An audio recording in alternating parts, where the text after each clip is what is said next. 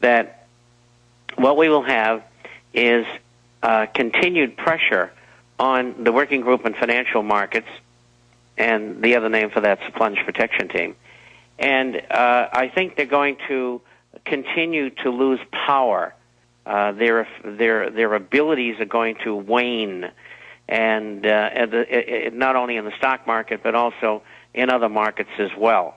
And as this unfolds, I think that the stock market will go lower, the dollar will go lower against other currencies, and all currencies will go lower against gold, and gold will finally, over the next year, break loose and get on its own and go to the level where it reasonably should be. By the way, Bob, a lot of other big historical basis. Say that again. No, I'm sorry to interrupt. A lot of mainline analysts are saying what you're saying. They're saying that big financial institutions, by cutting off liquidity, by killing the markets, are using this as a time to consolidate this contraction in Main Street and the industrial base, the real economy, but that as soon as that is over, as bad as all the closings and shutdowns and layoffs are, the worst is yet to come in the next year, leading into 2012, into 3 years, as the hyperinflation compounds on top of the depression we see in the real economy. And so would you say that that is the unknown economic land that we've never entered of hyper-stagflation? Yes, it's going to be worse than the 1930s for a number of reasons. It's like a spinning top, and the top goes faster and faster, and all of a sudden it flips out and goes into orbit, and you don't see it anymore because the system collapses. And that's what we're faced with. Yes, we had abuse of credit during the 1920s, but nothing like you see today. I mean, there were no credit cards, just as an example. And we had relative law and order in those days. There were not large amounts of criminals like the millions of people who are incarcerated in America today. And so the underlying, and we were a creditor nation. People owed us money, and we had backing on our currency of gold, which we don't have today. So all of these factors and many others, you put them together, and as they say in England, it looks like a dog's breakfast from here to 2012. And I agree, things are going to get nasty. I keep on telling people over and over again, get out of debt, the credit card debt, the revolving debt, get the things in you need, the food, the filter, the weapons. You're going to need them. Bob, what about have them there? What about this G20 meeting in D.C. this weekend, openly announcing Baron Rothschild was in the UAE national paper saying we're setting up world government. This is the new world order. Meanwhile, Rush Limbaugh says the Rothschilds don't exist. That's a quote to his idiot, fake conservative audience that's been lulled to sleep. We're the real conservatives, by the way, if you didn't know that, if you're a Rush Limbaugh minion. I mean, this is going to be a rude awakening for them who keep living in denial, but that's part two. What do you see coming up this weekend? Well, we've really touched on the two main points. There'll be a number of things put forward on transparency, which is just a subterfuge, and they'll talk about global warming, and they talk about China spending $460 billion on infrastructure, and the Chinese just spent a lot of time over the last year. Their currency had strengthened, and their inflation dropped from about 8% to about 4.2%. And, they were kind of getting it together, although unemployment was rising because economic growth had dropped from 11.5% down to about 9.5%, and they're projecting 9% this coming year, although I see Credit Suisse is projecting 7.2%, and I think Credit Suisse is right. And anything under 8% means riots, all kinds of real problems in China. And they've already got them. They already got plenty of demonstrations. What they've got is Chinese cops raping little girls, being caught on tape. They burn whole cities. You just don't hear about it in our news. The Chinese people, if you want to call it the American spirit, which is arrogant, the human spirit, they are taking on the police and the military and defeating them all across the country. And even with a, quote, good economy, the people are sick of being slaves. The Chinese people in Beijing climb up on lamp poles and pull down surveillance cameras. They will not allow it. And that's what's so shameful is Americans think we're so free. Even in communist China, they want the liberty.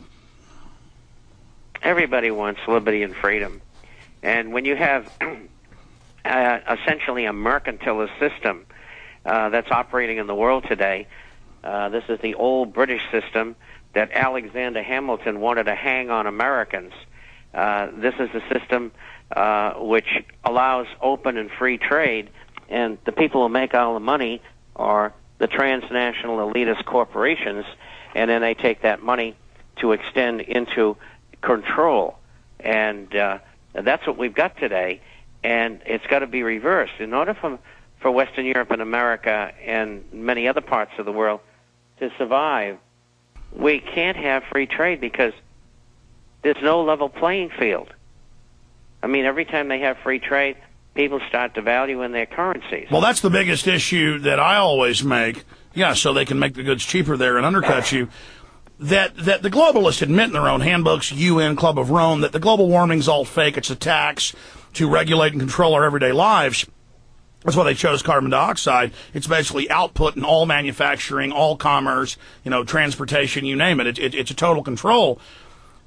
But, I mean, let's just say it's real. Carbon dioxide's deadly.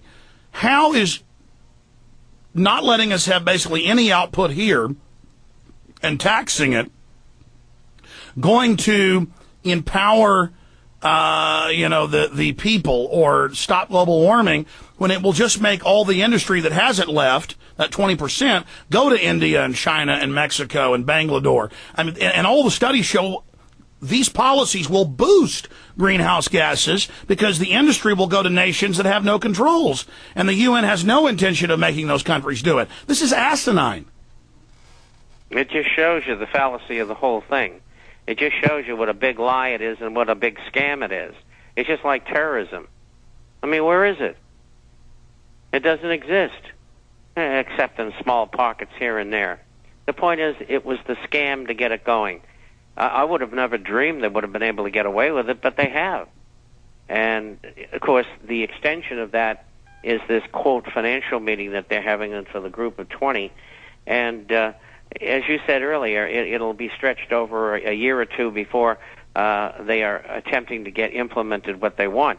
In the meantime, as we've discussed before in the program, I think there's a good chance that they're going to have another war, a bigger one.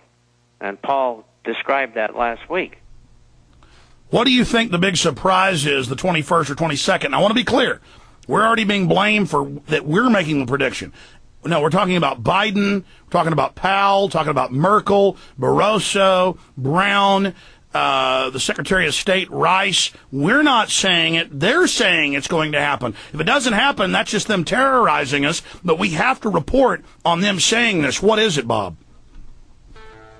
Well, it could very well be an invasion of another country, which would bait Russia or force Russia into a confrontation with the United States, because Russia's the one that they're after. All right, we got so much to cover. For everybody on the AM and FM, all our great affiliates, be sure and support the sponsors coming up. For everybody else, I'm going to talk to Bob on the web and at prisonplanet.tv during this break to take some phone calls, because I don't want to waste any time here today and the time we have left.